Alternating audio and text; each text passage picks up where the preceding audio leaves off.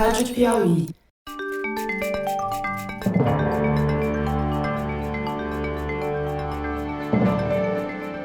Opa! Eu sou José Roberto de Toledo e este é o Luz no Fim da Quarentena, uma coprodução da revista Piauí com a Rádio Novelo. Como você sabe, infectamos o canal do Foro de Teresina para discutir pesquisas científicas que ajudam a atravessar o túnel da pandemia. Por que pessoas são expostas ao vírus SARS-CoV-2 em um mesmo lugar e só uma delas desenvolve a doença? Por que há casais que moram na mesma casa, um fica com Covid-19 e o outro testa negativo no exame sorológico? Por quê? Nosso cientista residente, o biólogo Fernando Rainer, vai nos contar se a ciência já tem resposta para essas perguntas e se as respostas podem carregar uma boa notícia.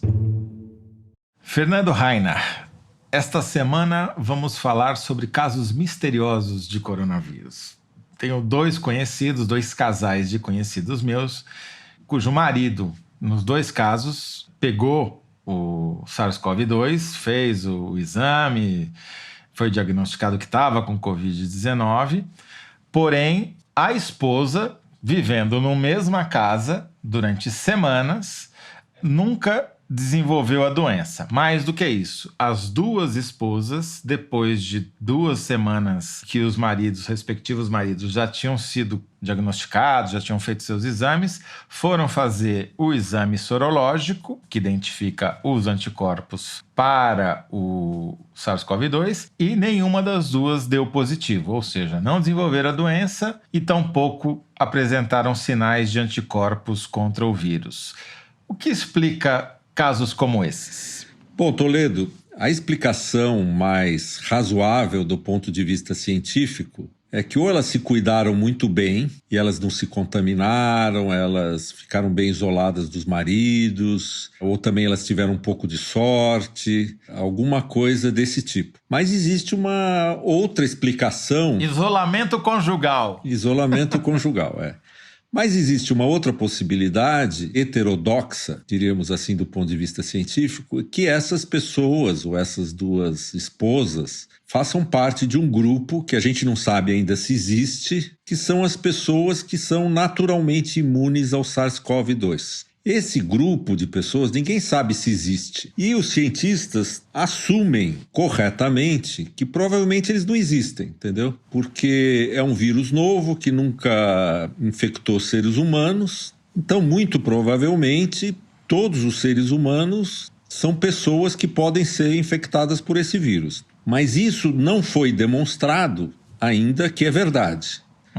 Tampouco foi demonstrado que existe uma fração das pessoas que é imune. Então, é uma questão interessante, porque se essas pessoas existirem, a população total, ou a fração da humanidade passível de ser infectada pelo vírus, não é 100% da humanidade, é algum número menor que 100. Pode ser 95, pode ser 80, pode ser 99, né? Isso explicaria, por exemplo, por que naqueles navios de cruzeiro que o vírus conseguiu entrar, não foram 100% dos passageiros e tripulação contaminados, talvez.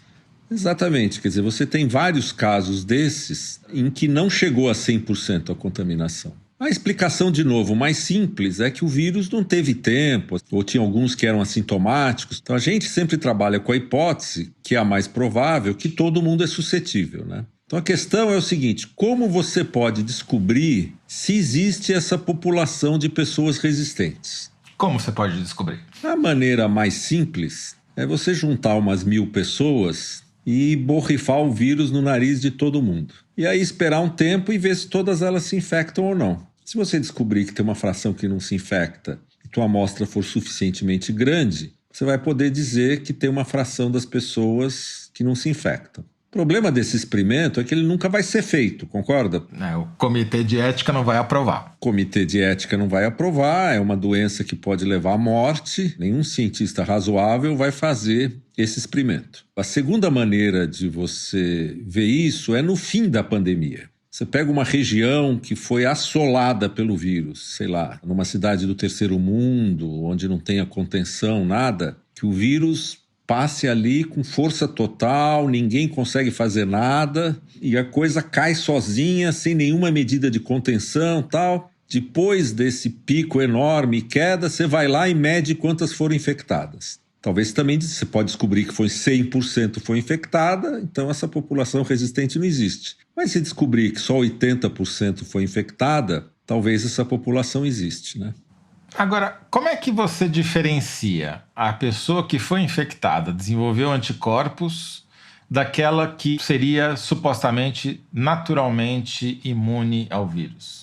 Olha, ninguém sabe ao certo, né? A pessoa que foi infectada, ou ela não teve sintoma, tal, mas ela desenvolve os anticorpos. Essas pessoas, teoricamente, elas têm alguma imunidade, se é que elas existem, né? Elas têm, teoricamente, alguma imunidade prévia, que a gente ainda não sabe medir, porque a gente nem sabe se elas existem, e aí elas sequer pegam o vírus. Então só vai saber porque ela não pega o vírus, né? Agora, essa imunidade prévia natural, que na verdade não seria natural, poderia advir, por exemplo, do contato dessas pessoas, que a gente não sabe se existem, com outros coronavírus parecidos com o SARS-CoV-2 e que de alguma maneira criaram um sistema de alerta no organismo delas para toda vez que entra um coronavírus, o sistema imunológico já responder de pronto?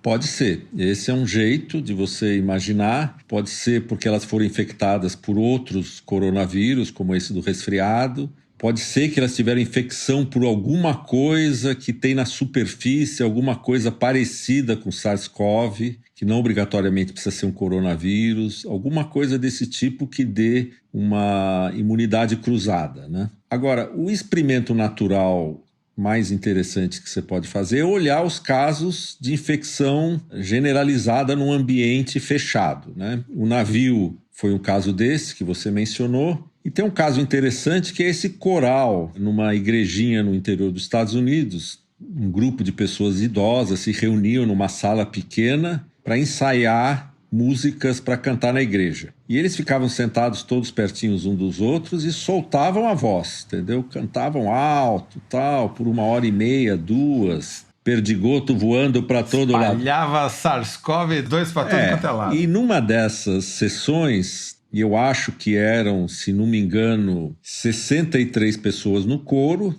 tinha uma pessoa infectada que depois foi descoberto que ela estava infectada. Eles cantaram, que eu acho que por 1h30, depois tinha um lanche comum, todo mundo é amigo. 61 pessoas. 61 pessoas, né? Em 2h30, exatamente. 2h30, daí teve um lanche, daí cantaram mais um tanto e foi todo mundo embora. Bom, algumas semanas depois, dessas 60 e tantas, teve 30 que foram confirmadas diretas, essas 30 infectaram algumas outras, que são os casos secundários, e desse total, 3 foram hospitalizadas e 2 morreram. Então você pode olhar esse evento nessa igreja de duas maneiras. Você pode falar, não, as pessoas que não foram infectadas tiveram sorte, porque estava todo mundo lá cantando, ou estava longe da pessoa, ou não encontrou na hora do café. Ou você pode falar, não, talvez aí seja alguma evidência de que existem pessoas resistentes. Então os cientistas agora estão começando a se preocupar em analisar essa hipótese, porque ela é uma hipótese muito atrativa, né? Se ela for verdade, ela é uma boa luz no fim da quarentena, né? Porque a imunidade de rebanho é atingida muito mais rápido, o número de pessoas que são potencialmente atingidas é menor, todos os modelos têm que ser refeitos para uma população menor, mas ainda é uma ideia muito distante, né? Agora, o interessante é que teve um trabalho, eu não sei se você viu esse trabalho que a gente estava comentando antes, né? Não, você estava falando de um trabalho da revista Cell, que é uma revista muito prestigiosa entre imunologistas, não é isso? É entre biologistas celulares e imunologistas, é um grupo de La Jolla, na Califórnia, uns imunologistas muito bons, que foram ver se nas pessoas infectadas por SARS-CoV-2 apareciam uma grande quantidade de linfócitos T, que é uma parte do sistema imune, capazes de detectar pedacinhos de SARS-CoV-2. Então, eles estavam estudando a resposta imune dos pacientes infectados por SARS-CoV-2. E essas pessoas que foram infectadas por SARS-CoV-2 realmente tem uma quantidade muito grande de linfócitos T que reagem com fragmentos de SARS-CoV-2. Isso é uma ótima notícia por si só, porque é um sinal de que uma vacina pode vir a funcionar muito bem, porque tem uma imunidade também mediada por células, né? Além de ser mediada por anticorpos. Agora, o que eles acharam de estranho é que nas pessoas que nunca foram infectadas, 40% a 60% das pessoas que nunca foram infectadas também têm células linfócitos T que se ligam a fragmentos de SARS-CoV-2. Bom, isso aí pode ser duas coisas. Podem ser pessoas que acabam pegando ou apresentando as formas leves da doença, entendeu? Então, as que têm isso apresentam as formas leves, as que não têm apresentam a forma mais grave. Isso também é uma boa notícia, que você vai poder distinguir as pessoas desses dois grupos. Ou pode ser uma evidência que talvez exista uma pequena parte da população que é resistente, entendeu? Então agora o que vai acontecer é o seguinte, isso aí é uma dica para os cientistas, né? E eles vão começar a investigar isso com todas as energias para ver se isso é verdade ou não. E essas dicas em ciência, elas funcionam assim, você vai atrás até provar que ou é verdade ou é mentira. A mesma coisa aconteceu com a cloroquina. Tinha uma dica de que funcionava, todo mundo ficou animado, foi atrás e não funciona. Teve que ser abandonada, né? Aqui vai acontecer a mesma coisa. As pessoas vão atrás, vão tentar descobrir se existe essa fração de pessoas resistentes ou não. E aí a gente tem que esperar agora a ciência dar o veredito. Perfeito. E se mesmo que funcione, também não é uma bala de prata, não é um remédio com 100% de eficácia, não é uma vacina com 100% de eficiência. Vai ser mais um fator para, com sorte, né, se a gente tiver sorte, ajudar a compor a nossa linha de defesa contra esse bendito vírus, né? Exatamente. Quer dizer, vai melhorar as perspectivas e vai levando a gente mais perto da saída do túnel, de alguma forma, né? Sem dúvida. Do mesmo jeito que, por exemplo, essa pesquisa que saiu essa semana passada sobre o Remdesivir mostrou que, nesse experimento randômico, diminuiu em média 4 dias o tempo de internação dos pacientes graves de Covid-19, né? Exatamente. É uma ótima notícia. Não vai resolver o problema, mas você tem mais um remédio que você pode usar.